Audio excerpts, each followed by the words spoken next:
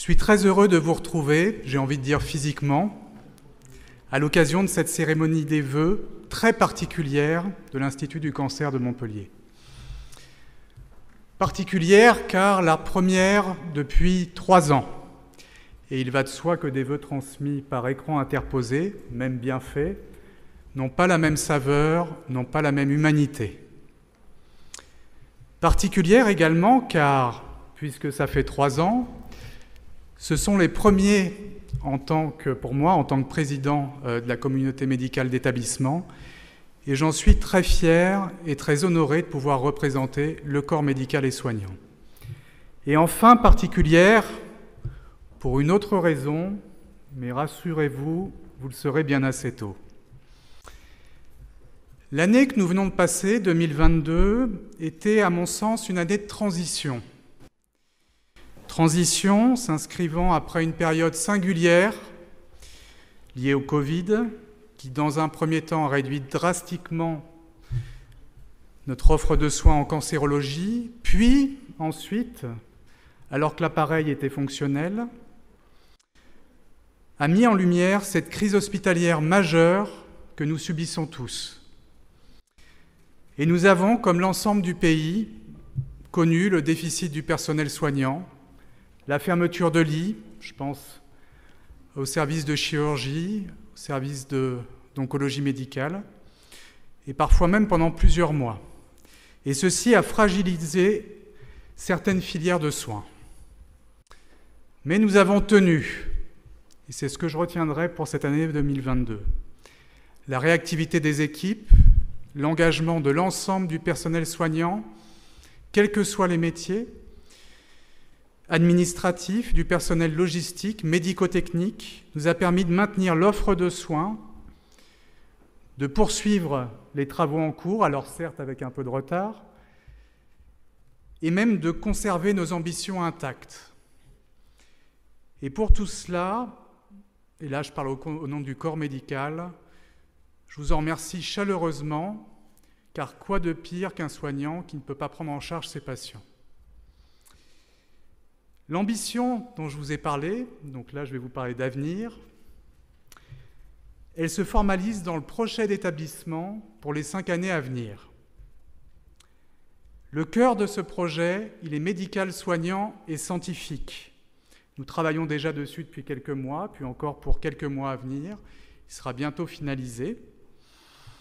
Et d'autres projets se grefferont dessus, je pense au projet social ou au projet des usagers que nous construisons avec nos représentants. Ceci nous donnera le cap pour l'avenir. Ce projet soignant, il a 5 grandes orientations stratégiques que je vais vous énumérer. La première est de développer de nouvelles activités cliniques et de renforcer nos domaines d'expertise. Là, je pense à développer les diagnostics précoces en gynécologie, oncologique, ou la radiologie interventionnelle, une fois que nous aurons notre nouveau bloc opératoire. Le deuxième grand axe est d'organiser un parcours coordonné et personnalisé du patient, comme ce que nous faisons avec le projet Novassin, mais essayer de l'étendre à l'ensemble des pathologies, je pense notamment au cancer du pancréas. Le troisième axe est de conforter et développer le rayonnement de l'ICM, toujours à 3 niveaux, niveau loco-régional, si je puis dire, donc en s'appuyant sur la faculté, sur le réseau, donc au Occitanie, sur le plan national, en s'appuyant sur Unicancer, et à l'international. Le quatrième axe, c'est de positionner l'ICM comme le centre de référence de prévention en santé. Et là, bien sûr, donc c'est Où vous êtes, porté par Epidor, en relation directe avec le service des soins de support. Et enfin, le 5e axe, qui est l'essence même des centres de lutte contre le cancer, est d'optimiser et valoriser la recherche, ce que nous avons déjà beaucoup développé depuis ces 5 dernières années et ce que nous allons poursuivre. Cette perspective, elle est passionnante et nous vous attendons tous motivés pour ce projet, pour l'année à venir. Et je vous souhaite, au nom de toute la communauté médicale d'établissement, une excellente année 2023. Je vous remercie.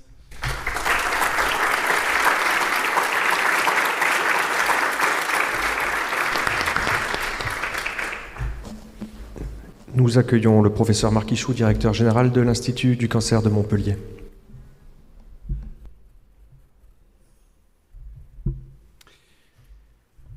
Bien, monsieur le préfet, cher Hugues Boutou, madame la députée et collègue, chère Laurence, monsieur le député, cher Patrick Vignal, messieurs les sénateurs, cher Jean-Pierre Grand, chère Hussienne Borgy, qui représente aussi madame Carole Delga, présidente de la région, monsieur le président du conseil départemental, cher Kléber Mesquida, madame la représentante de Michael Delafosse, métropole et mairie, chère Fanny Dombrecoste, monsieur, il devait être là, je ne sais pas si il est arrivé, si je ne l'ai pas encore vu, le président de l'agglo du Pays de l'Eure et maire de la Grande Motte, cher Stéphane Rossignol, mesdames, messieurs les maires, les élus des communes, monsieur le président de l'université, Philippe Auger, qui lève la main, je le vois,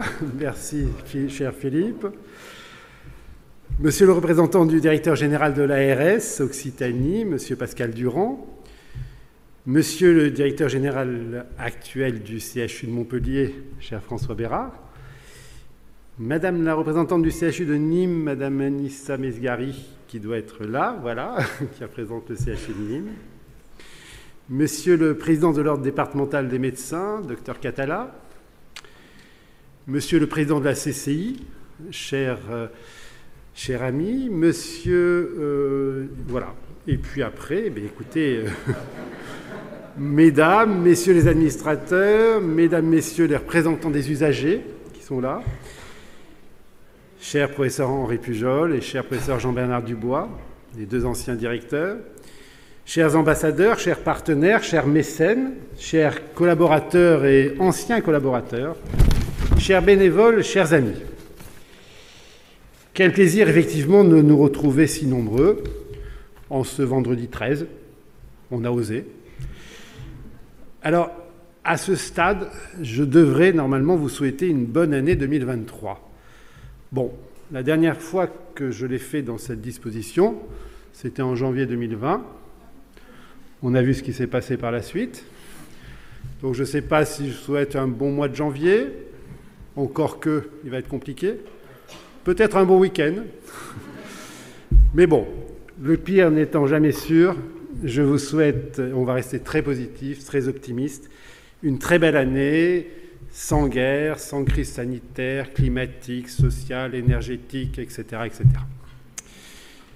Au-delà de cela, pour revenir sérieux, cette cérémonie des vœux, c'est surtout l'occasion pour moi de remercier, je vais peut-être enlever d'ailleurs ça, ce sera mieux, chacune et chacun pour votre action, votre aide, votre implication, qui nous permettent ensemble de mettre l'excellence, l'innovation et l'humanisme au service de la lutte contre le cancer, cette lutte qui nous unit tous, malgré tous les vents et marées, et 2022 n'y aura pas fait exception. Effectivement, dans un contexte de crise multifactorielle, notamment de crise sanitaire, notre président de la CME l'a rappelé, qui aura encore grandement perturbé nos organisations, malgré aussi la crise économique, celle des vocations qui a touché le secteur de la santé, nous avons encore une fois, à l'ICM, fait preuve d'agilité, de dynamisme et surtout de solidarité pour tenir le cap au service de nos patients.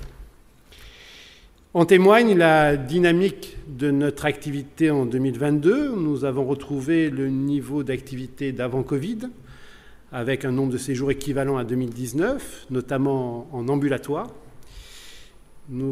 Pour l'ARS, nous n'aurons pas besoin de la garantie de financement, mais par contre, nous espérons un peu d'aide pour financer nos surcoûts d'exploitation et années difficiles encore sur le plan budgétaire.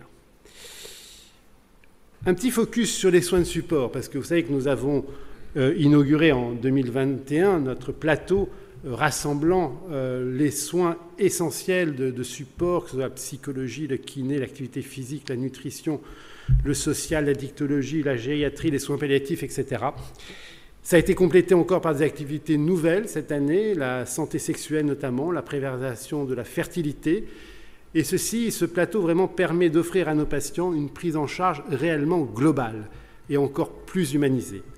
Et je crois que nous pouvons vraiment collectivement être fiers de ce service et nous allons bien sûr continuer à le faire vivre et le développer.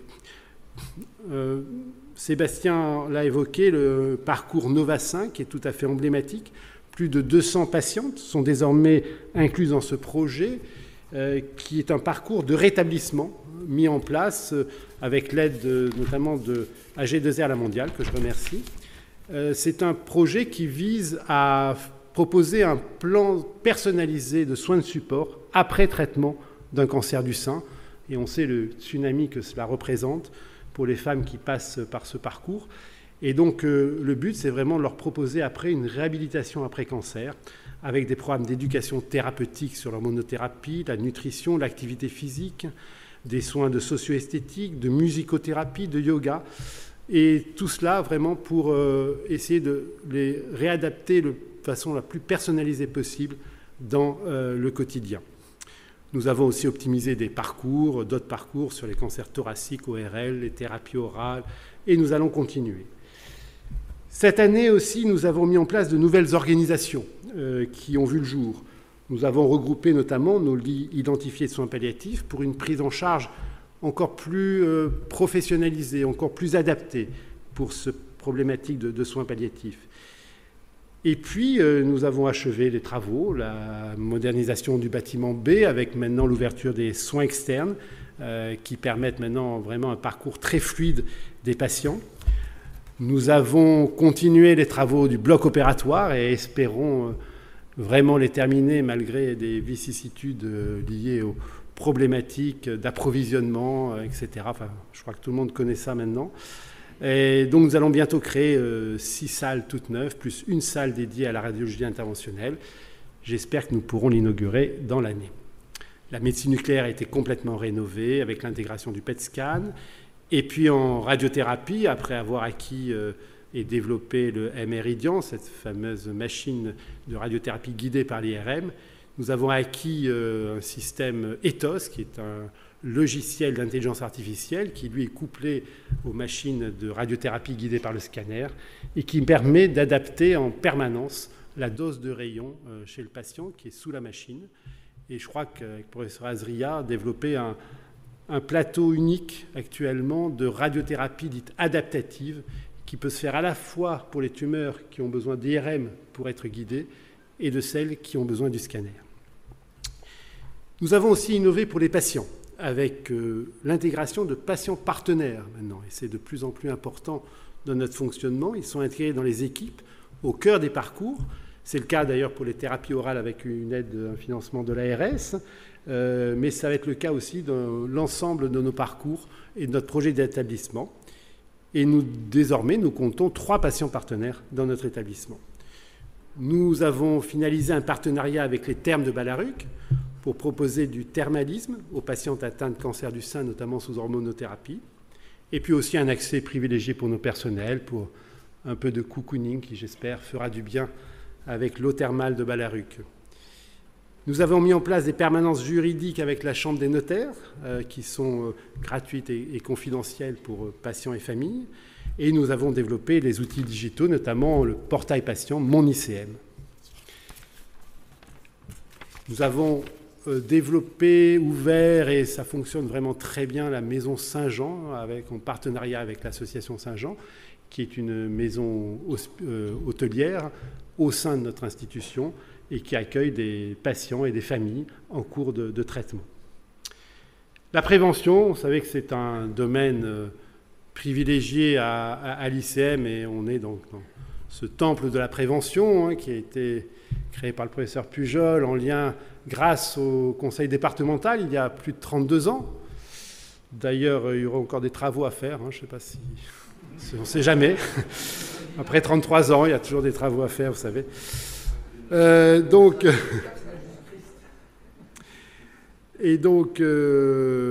Cette prévention fait vraiment partie maintenant de notre activité majeure.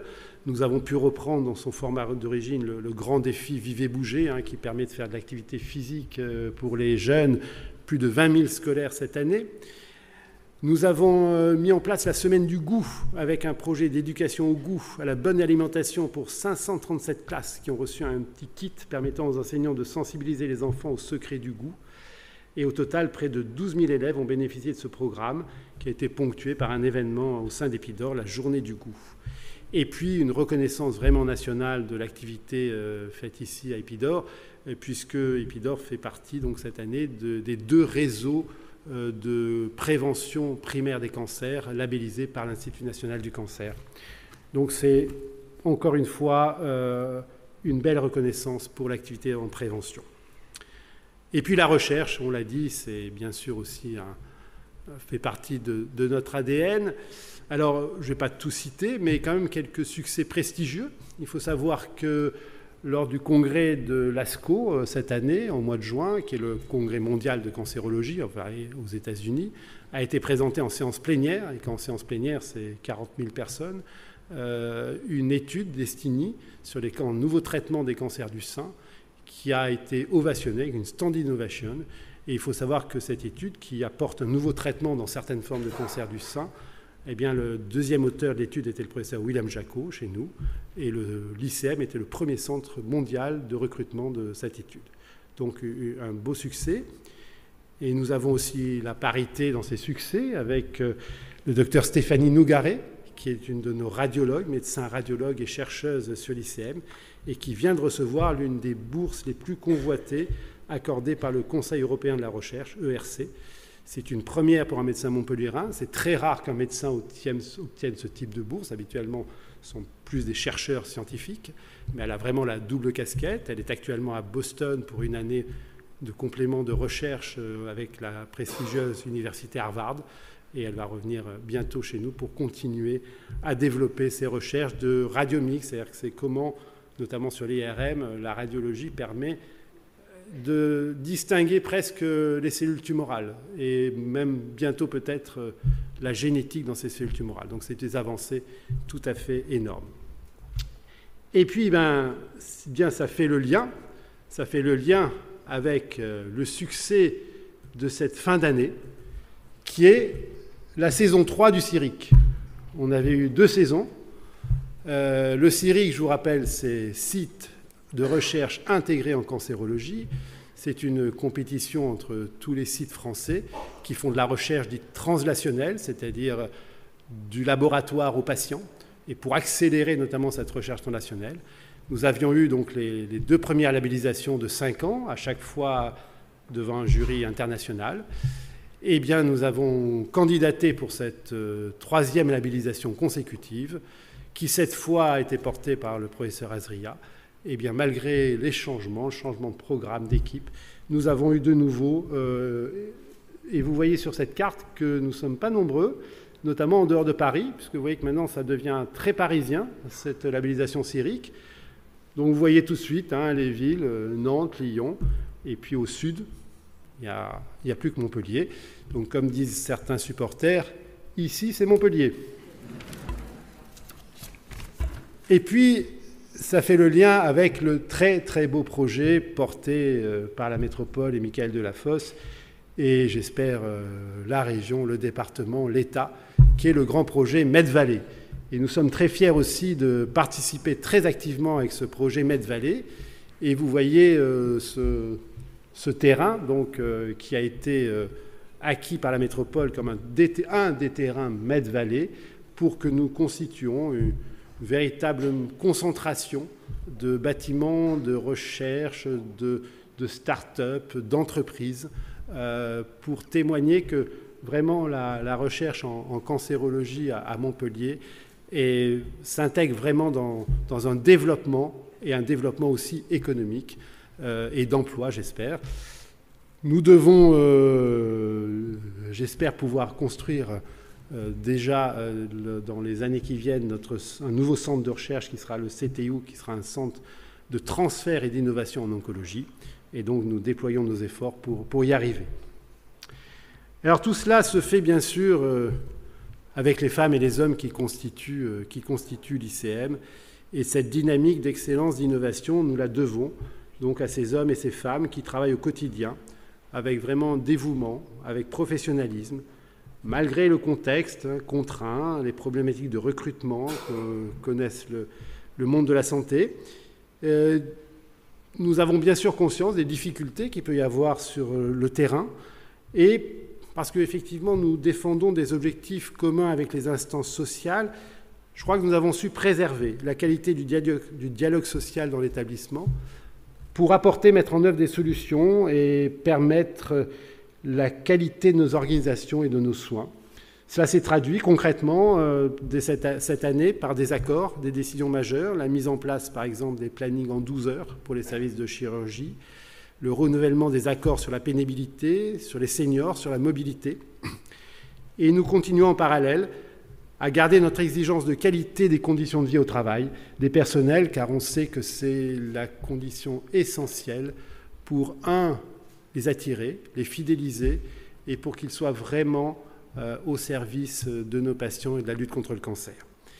Et puis, il ne faut pas oublier le développement durable. Et d'ailleurs, voilà, nous avons supprimé les bouteilles plastiques. Je ne sais pas pourquoi on en a mis là, il ne faut pas.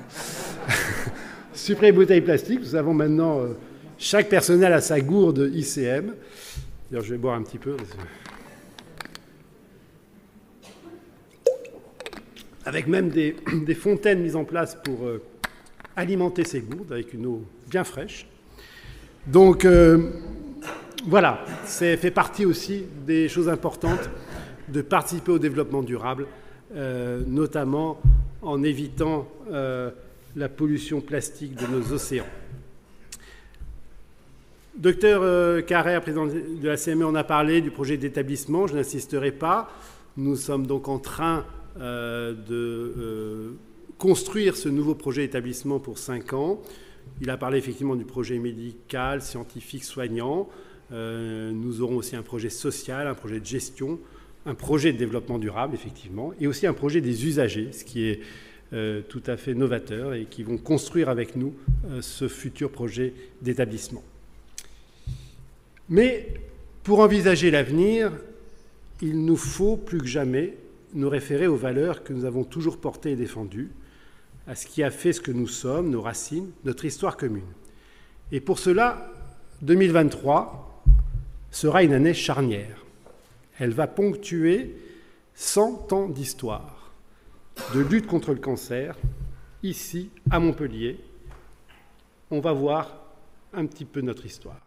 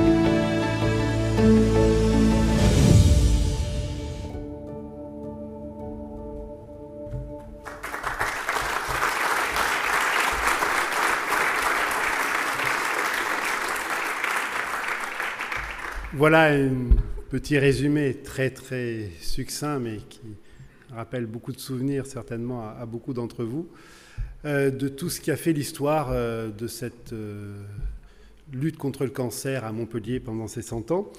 Effectivement, donc il y a un siècle, le 26 octobre 1923, naissait à Montpellier le Centre régional de lutte contre le cancer au sein de l'hôpital suburbain de Montpellier. Et l'histoire de notre centre donc, va cesser d'être alimentée, bien sûr, par des hommes, des femmes dévoués, compétents. Et donc, en 2023, nous allons célébrer ensemble les 100 ans de cette histoire singulière contre le cancer. Avec, donc, bien sûr, nos présidents d'honneur. Vous ne pouvez pas ne pas avoir le professeur Henri Pujol, qui a dirigé longtemps ce centre avant de diriger la Ligue nationale contre le cancer, à qui on doit beaucoup de ses réalisations, et aussi le professeur Jean-Bernard Dubois, qui lui aussi a dirigé ce centre pendant de nombreuses années et a participé à cette évolution, et qui dirige aussi la Ligue départementale contre le cancer actuellement. Nous avons voulu constituer aussi un comité d'ambassadeurs, que vous voyez ici. Je vais tous les citer. D'abord le professeur Isabelle Lafont, notre doyenne de la faculté qui ne peut pas être là aujourd'hui. Et puis Madame Marie-France Marchand-Baillet, vice-présidente de la Dépêche, du groupe La Dépêche, qui est vraiment un moteur exceptionnel dans ce comité d'ambassadeurs. Je voudrais vraiment lui rendre hommage et elle nous accompagne de façon formidable. Et puis il y a aussi donc Jean-Marc Lègue, Jean-Marc Maillot, Bernard Serroux, Jean-Louis Commet, Christophe Carniel, Gérard Pécou, Patrick Tombereau, Cathy Garbi-Gracia, Bruno Strigini, Bruno Pascal et Gilles Lebrun. Certains sont là, tous n'ont pas pu venir. Mais je voudrais les remercier de leur mobilisation pour faire vivre ce centenaire. Alors ce centenaire, on va passer, si vous pouvez peut-être vous... Voilà, je vous vois là, merci. Voilà, donc nous l'ouvrons par cette cérémonie des vœux et il y aura de nombreux événements, notamment dans le monde du sport. Vous savez que l'activité physique, le sport est très important pour la santé. Ça va commencer donc par l'Open Sud de France, dans lequel nous aurons un stand animé dans le village de l'Open Sud de France. Nous vendrons d'ailleurs des balles roses. Voilà. Avant cela, nous allons faire, donc pour la journée internationale de lutte contre le cancer, avec Midi Libre, une série de tables rondes grand public sur la prévention, les innovations thérapeutiques, l'accompagnement des patients. Le mois de mars sera consacré, bien sûr, à Mars Bleu et à la lutte contre le cancer colorectal. Le 15 avril, ça y est, nous aurons le match de rugby du centenaire. Montpellier contre Castres. Alors voilà, certains, comme David Azriac et Castres, seront un peu embêtés parce que voilà. Mais ce sera un très beau match avec un ballon de rugby aux couleurs du centenaire et beaucoup d'événements autour de ce match. Le mois de mai, nous aurons, le 13 mai, nous allons organiser des journées portes ouvertes, notamment pour tous nos bénévoles, nos donateurs et tous ceux qui voudront vraiment voir un peu toute l'évolution de l'ICM. Le mois de juin, il y aura de nombreux événements, notamment le grand défi Vive ou Bouger avec la grande récompense, puisque nous fêterons aussi les 10 ans de ce grand défi. Nous espérons avoir quelques grands sportifs qui nous aideront. Nous aurons normalement une soirée aussi théâtre et cancer dans le fameux printemps des comédiens. Le mois de juillet, nous co-organisons avec l'IRCM, le CIRIC, Nathalie Bonnefoy, qui est notre directrice de l'Institut de recherche de cancérologie de Montpellier, un très grand colloque scientifique, là vraiment pour les professionnels, centré sur les innovations en cancérologie qui sera au Corum. Et donc là, nous sommes en juillet. Alors en août, on a décidé de se reposer un peu, quand même, prendre des vacances. Il faut bien. Et parce qu'on va repartir très fort en septembre avec, alors d'abord, la soirée du personnel. On n'a pas encore la date. Il va falloir faire encore mieux que cette année. Ça ne va pas être facile, mais on va essayer. Nous serons présents à un grand congrès organisé par Marie-France Marchand-Baillet et son équipe dans le cadre du Monde Nouveau au Corum sur 3 journées. Nous aurons une journée dédiée à la prévention et donc nous sommes aussi très heureux de ça. Il y aura encore d'autres manifestations dont promouvrons encore le sport et l'activité physique avec toute l'équipe du Cercle Mozart dans le fameux Sportissime en septembre, qui est un vrai succès autour du lac du Cresse avec tous les stands sportifs. Donc nous le consacrerons aussi au centenaire. Et puis octobre, bien sûr, sera rose comme toujours. Il sera aussi Futurapolis, et avec Le Point, nous avons aussi un partenariat pour organiser une journée de colloque dans le cadre de l'événement Futurapolis. Et puis, bien, le 26 octobre, nous serons exactement pile à 100 ans de la création au journal officiel du Centre de lutte contre le cancer. J'espère que nous pourrons au moins avoir le premier coup de pelle du CTIO, avec, j'espère, un bel événement Med-Vallée, parce que ce sera vraiment inclus dans Med-Vallée. Et puis le soir, nous aurons notre grand dîner du centenaire au domaine des Granchers, avec de nombreuses animations, nous l'espérons.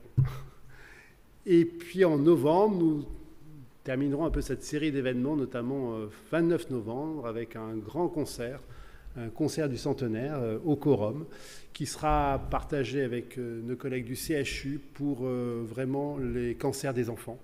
Nous partageons avec eux. Ce sera un très beau concert avec beaucoup de participants, aidés avec les amis du Rotary et tous les aides, toutes les bonnes volontés pour ce concert avec, je crois, l'orchestre des jeunes de Montpellier et l'orchestre de Montpellier qui nous feront un très beau programme. Et puis on se réserve au mois de décembre quelques surprises. Je ne vais pas trop annoncer. Voilà. Eh bien, écoutez, je crois qu'on arrive à la fin de ce discours. En conclusion, je voudrais d'abord partager cette phrase d'un philosophe. Le bonheur, c'est vivre le présent en rêvant du futur. Donc nous allons tâcher de bien vivre ce présent, d'être toujours aussi enthousiaste et pour préparer bien sûr le futur de la cancérologie. Et pour cela, je vous souhaite encore une fois une très belle année pour tous et toutes, vous et vos proches, et un grand merci à toutes et à tous.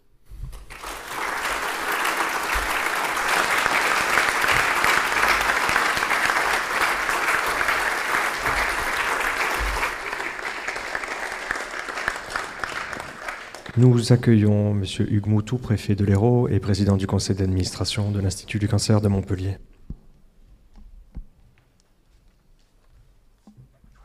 Alors, m'exprimant comme de coutume en dernier, en ma qualité de représentant de l'État, je serai bref. J'ai l'habitude d'être le dernier obstacle entre vous et votre déjeuner. Et par ailleurs, après des prises de parole de scientifiques, qui plus est de corps médical, on se sent toujours humble, ramené à une malheureuse condition de patient ou de patient potentiel. Voilà. Mais je sais qu'avec vous, on est entre de bonnes mains. Tout d'abord, saluer naturellement les autorités présentes, toujours très nombreuses, à chaque manifestation publique autour de l'ICM. On a toujours beaucoup de personnalités, et notamment du monde politique, pas que, de la société civile, ce qui prouve l'importance du rayonnement de l'ICM au niveau de la métropole et au niveau de la région. Et d'ailleurs, je me disais, en venant, je n'avais pas vu que l'inauguration, que la cérémonie de vœux se passait dans ce bâtiment Épidore. Je suis ravi parce que je ne connaissais pas de l'intérieur. Je me dis que c'est un symbole, une allégorie. Épidore, vous le savez, cette cité du Péloponnèse, connue pour son sanctuaire d'Asclépios, et finalement, c'est un peu Montpellier avec l'ICM et le CHU, ville, métropole, qui rayonne, pas que, mais beaucoup grâce à votre travail, mesdames et messieurs les soignants, la qualité des soins que vous prodiguez, et cette approche ici, notamment à l'ICM, très particulière qui est la vôtre. On a l'impression finalement que Med-Vallée a été conçu pour vous. Ce One Health, c'est vraiment ce que vous faites. Et j'ai la chance, en ma qualité de président du conseil d'administration de l'ICM, alors je vous rassure, ceux qui ne me connaissent pas, c'est une présidence très symbolique, très administrative et pas du tout opérationnelle. Donc je ne m'occupe pas des patients. Mais j'ai la chance, effectivement, au cours de ces conseils d'administration, eh bien, de découvrir vos travaux de recherche et de voir à quel point vous êtes engagé pour la santé de vos patients. Alors, saluer, je le disais, je m'égare, les nombreuses personnalités ici présentes, comme de coutume, saluer les parlementaires, tous ces visages amis depuis mes 18 mois de présence dans ce département, tous les parlementaires, députés, sénateurs, je ne vais pas tous vous énumérer parce que je prendrai un peu trop de temps. Saluer la présence naturellement de cher Kléber, président du conseil départemental, saluer les maires, présidents de communautés de communes, madame la représentante de Michael Delafosse, maire de Montpellier, président de la métropole, les conseillers régionaux et départementaux qui peut-être se dissimulent sous ces masques. C'est vrai que c'est toujours impressionnant quand on arrive dans les enceintes médicales. Vous êtes là pour nous rappeler eh bien, les mesures de précaution qu'il faut prendre et que malheureusement, dans la vie civile non médicale, eh bien, on a tendance un peu, parfois, malheureusement, à oublier. Ce qui vous occasionne un surcroît de travail dont vous n'avez pas besoin, assurément. Alors, naturellement, plaisir d'être ici, grand bonheur de vous retrouver pour cette cérémonie après 3 ans d'absence. Et 2022, on célébrait le 400e anniversaire de la naissance de Molière. 2023, 100e anniversaire de la naissance de l'ICM. Et je me dis, mon Dieu, que la médecine a bien changé, dans le bon sens. Et on a tous en tête les œuvres de Molière, et on sait tous comment la médecine du grand siècle traitait ses patients, à coups de clistères, plus ou moins grands, à coups de saignées, nombreuses, abondantes pour tous les maux, et de purges. Et je me souviens d'ailleurs dans le Malade imaginaire, comme vous, Argon, qui à un moment donné prétend devenir médecin et qui est reçu par un cénacle en grand habit, et le jury lui pose, je sais bien que l'agrégation de médecine ne se passe pas de cette façon, mon cher professeur, mais et on pose la question à Argon, et contre telle maladie, que faut-il faire? Et il répète, il psalmodie plutôt le clister, la saignée, la purge. Pour telle autre maladie, le clister, la saignée, la purge. Et alors un troisième professeur lui essaye de le coincer et lui dire, mais et si, en dépit de tout ce que vous avez fait, la maladie persiste, que faut-il faire? Et là, Argon répond naturellement, encore du clister, encore de la saignée et encore de la repurge. Voilà. Donc, et c'est vrai que c'est une médecine à l'époque, médecine du grand siècle, où on avait plutôt l'habitude de tuer ses patients que de les soigner. Et aujourd'hui, naturellement, vous en êtes la preuve vivante, les choses ont bien changé. Alors, 100 ans, c'est vrai... on n'a pas l'impression, mais en fait, quand on voit la projection, le journal officiel, qui fait davantage partie de mes lectures que les revues scientifiques que vous compulsez, un arrêté du ministre qui, effectivement, crée cet institut de lutte contre le cancer, avec 4 ou 5 lits au fond d'un hôpital qui devient... J'ai lu ça, l'hôpital Saint-Éloi par la suite. Aujourd'hui, eh bien, plus de 1000 collaborateurs, 131 et quelques médecins, 66 000 consultations, 65 000 consultations à l'année et beaucoup de lits d'hospitalisation. Bien évidemment, cela n'a plus rien à voir. Voilà, et on est admiratif devant le travail que vous faites les uns les autres. Alors, ce travail, il y a 4 piliers, et on ne cesse de le répéter régulièrement lors des conseils d'administration, et j'ai trouvé un moyen mnémotechnique en tant qu'ancien latiniste pour m'en souvenir. Les latinistes parlent de SPQR, vous savez, Senatus Populusque Romanus, le Sénat et le peuple romain assemblés, ce qui était la légitimité de la République romaine. Eh bien, vous, c'est presque la même chose, c'est SPRF. Voilà, c'est comme un petit moyen mnémotechnique. Donc c'est soins, prévention, recherche et formation. Voilà. Et on est ici dans un bâtiment effectivement dédié entièrement à la prévention. Alors l'État vous a, et les collectivités, cher Kléber, conseil régional, cher Hussein également, vous accompagne depuis de très nombreuses années tout au long de ces CPER, ces contrats de plan État-région, où plusieurs millions sont dépensés avec utilité, grande utilité. C'est toujours la question que l'on se pose de la dépense publique, mais je peux vous dire que quand vous venez à l'ICM, vous savez pourquoi finalement les Français, ça doit vous rassurer, payent de l'impôt, il est bien utilisé.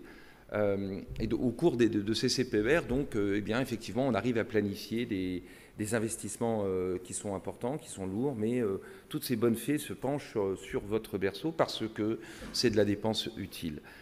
Et puis, il y a, au-delà des CPER, passés et actuels, puisque là encore, via le volet de la métropole Med-Vallée, on va de nouveau continuer à investir pour vous et pour nous, en fait, pour les citoyens dans l'ICM. Il y a des projets qui, en parallèle, ad hoc, peuvent... je vois un Castrais qui me regarde, docteur Azria, effectivement, des projets comme Sunfair qui ont fait l'objet de financement. Il y a un projet qui est en cours, je n'ai pas tellement bien compris ce projet, j'ai retenu que c'était le nom d'une rappeuse, c'est Diams. Voilà, je suis bien incapable d'en dire davantage. Diams qui a mal évolué, mais bon. Et également le CTIO, donc j'ai vu que pose de la première paire était prévue dans quelques mois.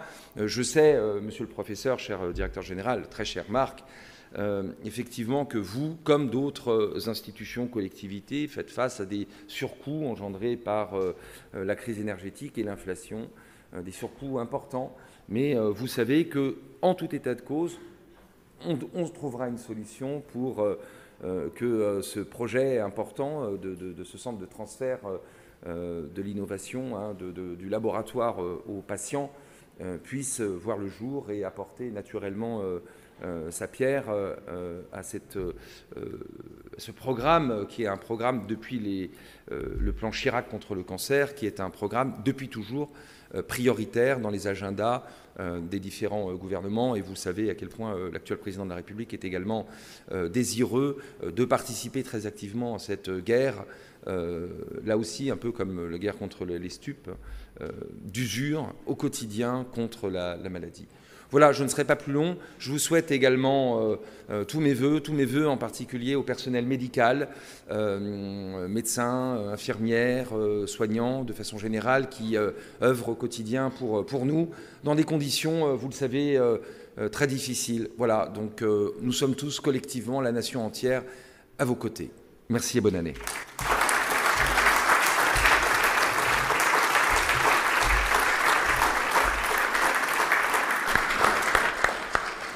Voilà, ainsi se termine la cérémonie des vœux de l'ICM. Nous allons maintenant partager un temps convivial sur le parvis, profiter des rayons du soleil et des petits fours sucrés salés.